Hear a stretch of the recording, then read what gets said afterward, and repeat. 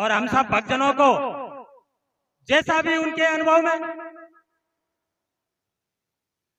भगवान नाम की महिमा प्रभावित करेंगे। भाई मांगी लाल जी तुड़से बोले हनुमान जी महाराज की, बोले भक्तों भगवान की। हनुमान जी महाराज की प्रार्थना करते हुए इस प्रोग्राम को आगे की ओर बढ़ाते हैं। अतुलित बलधामम हेम शैलाभ देहम धनुज वन प्रसानम ज्ञान नाम अग्रगण्यम सकल गुण निधानम वानृणामधेशाम रघुपति प्रिय भक्तम वात जातम नमामि। भाइयों, इस संसार में गृहस्थ आश्रम की गाड़ी को चलाने के लिए स्त्री पुरुष दो पहिए हैं और दोनों पहियों में हवा रूपी विचार सही है तो गाड़ी सही तरीके से चल सकती है। अगर हवा रूपी विचार कम ज्यादा है तो गाड़ी तो चलेगी परंतु थोड़ी खटपट के साथ। जो माताएं अपने पति को पतन में ले जाती है वह पत्नी है, और जो माताएं धर्म मार्ग पर चलती है, पति देव को भी धर्म मार्ग पर चलाती है, वह धर्म पत्नी है। माताओं के लिए एक ही धर्म है, एक ही व्रत है और एक ही नियम है। एक ही धर्म एक व्रत नेमा और काय वचन मन पति पद प्रेम।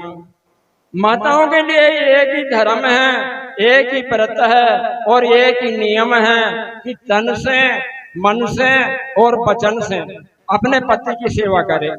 पति चाहे कैसा भी हो, वृद्ध रोगी बस जड़ धनहीना अंध बधिर क्रोधी अति दीना ये स्यों पति कर किए अपमाना और नारी पाव जमपुर दुख नाना।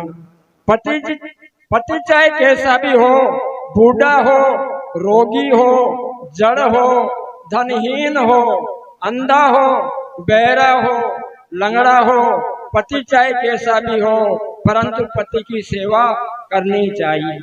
जो माताएं अपने पति का अपमान करती है वह यमलोक में नाना प्रकार के दुख पाती है। ऐसा संतों ने कहा है कि जगपति व्रता चार विधियाही अवेद पुराण संत यस कहीं। संसार में 4 प्रकार की स्त्रियां हैं, ऐसा वेद पुराण और संतों ने कहा है। तो उत्तम के अस बस मन माही और सपने हुआन पुरुष जग नाही। उत्तम श्रेणी की स्त्री के हृदय में ऐसा भाव होता है कि जागृत की तो बात ही क्या, स्वप्न में भी पराये पुरुष का दर्शन नहीं करती। तो मध्यम पर पति दे कहीं कैसे भ्राता पिता पुत्र निज जैसे। मध्यम श्रेणी की स्त्री होती है वह पराये पुरुष को कैसे देखती है, बड़े को पिता के समान देखती है, बराबर अवस्था वाले को भाई के समान देखती है और छोटे को अपने पुत्र के समान देखती है। तो पति प्रतिकूल पति वंचक पर पति रति करही अरो रव नरक कलप सत परही। पति देव को धोखा देने वाली 100 करोड़ जन्मों तक रोरव नरक में पड़ी रहती है।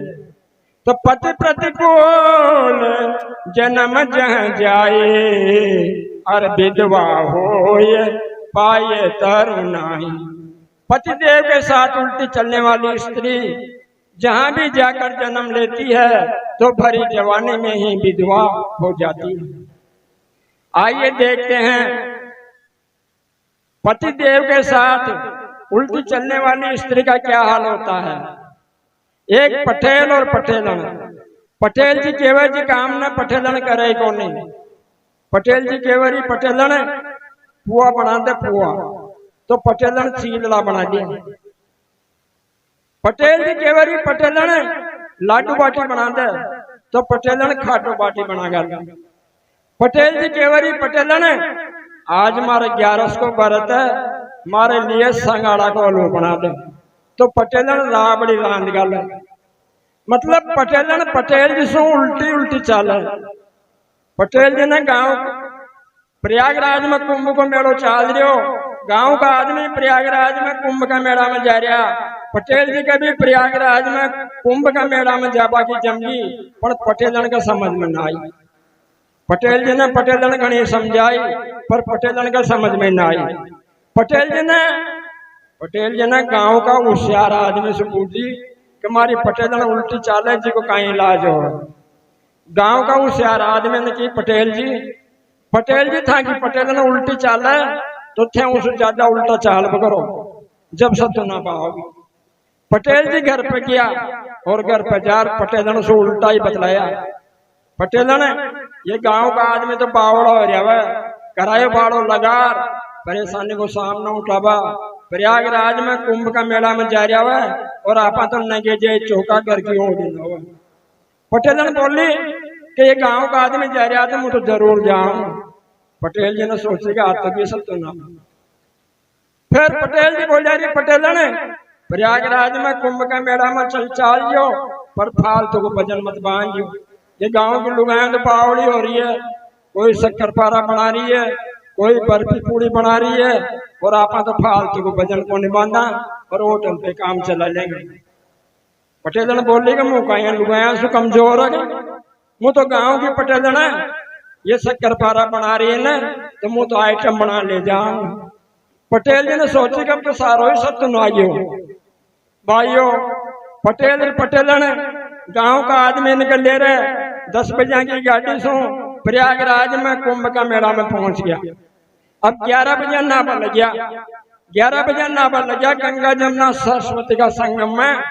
तो पटेल जी सो थोड़ी सी गलती हो गई। पटेल जी ने पटेलन सो उल्टी कहने ची उल्टी आगे क्यों। पटेल जी बोला रही पटेलन गंगा जमुना सरस्वती को संगम है, गेरी ज्यादा है, तेज भाव है, तीर में ना लियो। पटेलन बोली कि कुंभ में आया और तीर में नहाया तो आबा को नाबा को फायदे कहीं हो। ऐसा केर पटेलन गंगा जी के का बगा डांगी। पटेल जी ने भी सोची कि आचो फंद में क्यों। 2 बारी आबा को टंटो नरियो और 1 बारी का किराया में काम हो गयो।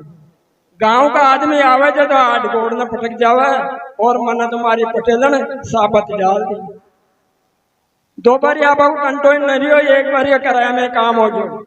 पटेल जी ने एक दुआ बोलियो कि पटेलन मन्ने घनी समझाई, मारी बात समझ में ना आई, वारी मारी गंगा माई, मारा तो तू ही याद आई।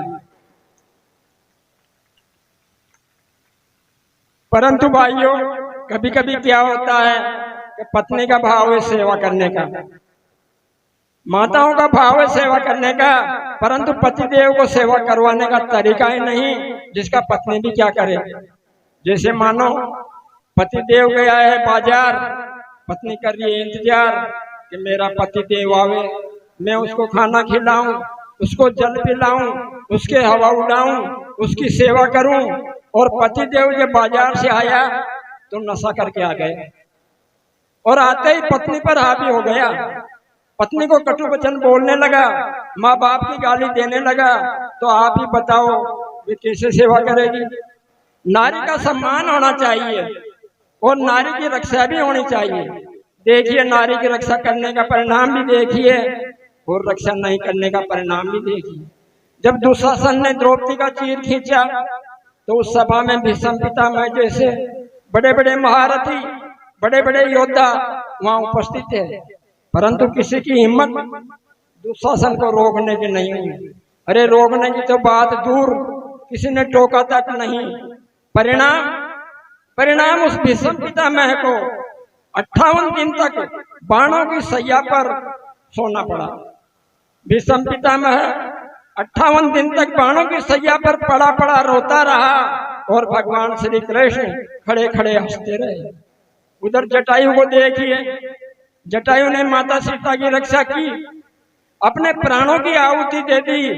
जटायु को इस बात का पता था कि मैं रावण से युद्ध नहीं कर सकता, रावण से युद्ध करने में मेरी भलाई नहीं है, परंतु मेरा फर्ज है, मेरा कर्तव्य है, मेरा धर्म है कि माता की रक्षा करना। जटायु ने माता सीता की रक्षा की तो जटायु को भगवान की गोद मिली। भगवान रो रहे हैं और जटायु हंस रहा है। वहां भीष्म पितामह रो रहे हैं और भगवान हंस रहे हैं, और यहाँ जटायु हंस रहे हैं और भगवान रो रहे हैं। क्या कहता है भगवान कि जल भर नयन कहीं रघुराए, अतात करम निज ते गति पाई। हे तात जटायु, तुमने अपने किए हुए कर्मों से यह गति पाई है। नारी की रक्षा होनी चाहिए और नारी का सम्मान होना चाहिए, क्योंकि ये पराधीन है। कत विधि सती नारी जग माही, अपराधीन सपनों सुख नाही। नारी का सम्मान होना चाहिए, क्योंकि ये पराधीन है। बालकपन में पिता के अधीन, जवानी में पति के अधीन और बुढ़ापा में पुत्र के अधीन। पराधीन रहना भी चाहिए, क्योंकि स्वतंत्र होने पर स्त्रियां बिगड़ती है। बाबा तुलसीदास जी ने लिख दिया कि महाभ्रष्ट चल फूट कियारे, और जिम स्वतंत्र भय बिगड़े नारी। स्वतंत्र होने पर स्त्रियां बिगड़ती है, इसलिए माताओं को पराधीन रहना चाहिए। मेरा एक निवेदन और है, पराधीन रखना चाहिए बेटी को, पराधीन रखना चाहिए पत्नी को, परंतु माँ को नहीं। माँ तो माँ होती है। माँ की ममता का मैं वर्णन नहीं कर सकता। कोई माई का लाल किसी मालिक के यहाँ नौकरी करने जाता है, सुबह जाता है, शाम की लौट कर घर पे आता है तो पिताजी कहता है कितना कमाया, पिताजी कहता है कितना कमाया, पत्नी कहती है मेरे लिए क्या लाया। परंतु माँ तो माँ होती है। माँ ये भी नहीं कहती कितना कमाया, माँ ये भी नहीं कहती मेरे लिए क्या लाया। माँ कहती है मेरे लाल, मेरे बेटा सुबह से गया और शाम को आया, परंतु तुमने कुछ खाया भी है कि नहीं खाया। एक माँ चार बेटाओं को पाल सकती है, चार बेटाओं की सेवा कर सकती है, परंतु चार बेटाओं से एक माँ की सेवा नहीं होती। माँ जब बूढ़ी हो जाती है, माँ का शरीर साथ नहीं देता है, माँ खटिया की शरण ले लेती है, तो वे चार बेटे उस माँ की सेवा करने के लिए एक महीना की पारी बांध लेते हैं और कहते हैं कि 1 महीना माँ की सेवा तुम करोगे और 1 महीना माँ की सेवा। अरे भाई, माँ की दुआ कभी खाली नहीं जाती और चार बेटाओं से एक माँ पाली नहीं। अगर महीना से 2 दिन भी अधिक हो जाए तो कहते हैं कि डोकरी को ले जाओ, मेरे पास 2 दिन अधिक हो गए। भाइयों, हमको माँ की सेवा करने में, हमको पिताजी की सेवा करने में 2 दिन भारी पड़ रहे हैं। जिस माँ ने हमको 9 महीने तक पेट में रखा, 5 बरस तक हाथों में रखा और जीवन भर दिल में रखा, क्या उस माँ को 9 महीना भारी नहीं पड़े? और कहते हैं कि डोकरी को ले जाओ, मेरे पास 2 दिन अधिक हो गए। अरे भाई, ये डोकरी नहीं होती तो हमारी टोकरी नहीं बजती। जिस डोकरी ने हमारी टोकरी में लोड़ लगाई, हमको बोलना सिखाया, हमको चलना सिखाया, हमको खाना सिखाया, उस माँ को डोकरी कहते हैं। बड़े शर्म की बात है। अगर मेरी माँ नहीं होती तो आज यहाँ मेरी टोकरी नहीं बजती। पत्नी पसंद से मिलती है, परंतु माँ बाप पुण्य से मिलते हैं। पुण्य से मिलने वाली, पसंद से मिलने वाली के कारण हम पुण्य से मिलने वाले माँ बाप को भूल जाते हैं। माँ बाप की आंखों से सच्चे आंसू 2 बार आते हैं। माँ बाप की आंखों से सच्चे आंसू दो बार आते हैं, एक तो बेटी घर छोड़े तब और एक बेटा मुख मोड़े तब। याद रखना, याद रखना, जब हमारे औलाद के कारण माँ बाप की आंखों से आंसू आते हैं तो उस औलाद का किया हुआ धर्म, किया हुआ पुण्य उस आंसुओं में बह जाता है, उस आंसुओं में बह जाता है। धन्यवाद भाई मांगीलाल जी तुलसेब, जिन्होंने बड़े विस्तार से हम सबको माता पिता घर गृहस्थी के बारे में बड़े विस्तार से विवरण किया। मैं इस मंच के माध्यम से कोट कोट धन्यवाद करना चाहूंगा और कहना चाहूंगा इन्हें पंक्तियों में, अरे माता पिता का फर्ज था वो पूरा किया हर बात से, माता पिता का फर्ज था वो पूरा किया हर बात से, वो ही बेटा दुश्मन बन गया वो नारी के प्रताप से। धन्यवाद।